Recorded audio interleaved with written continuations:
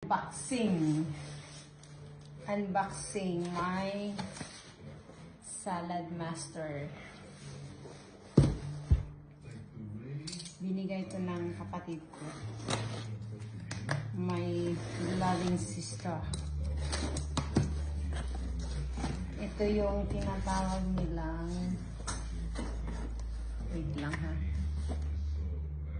12-inch nila, limited edition. Ayan, kalagay, Salad Master. I guess they've been in the business for 80 years now. And the new one daw is yung, the pagkakaiba is yung artisan. Dati kasi yung mga plain lang yan eh. So, like that.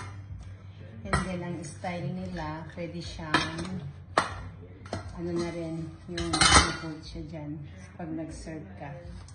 Diba? Ganyan. Diba? Ay, ang ganda. So, this is the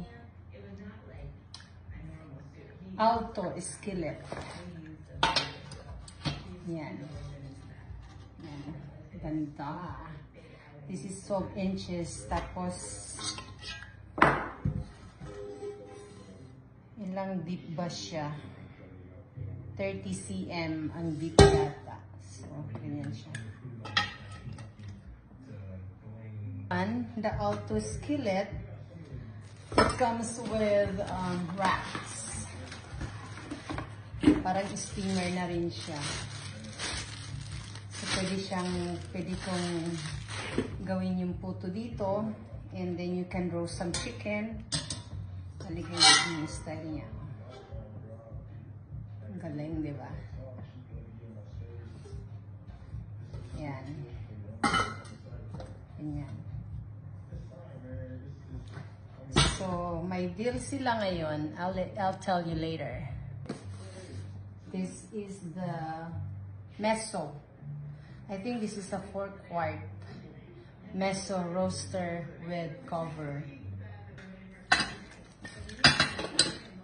This one. So, ganyan siya. Or, we can borrow this handle, then, pwede rin ilagay dito sa kabila.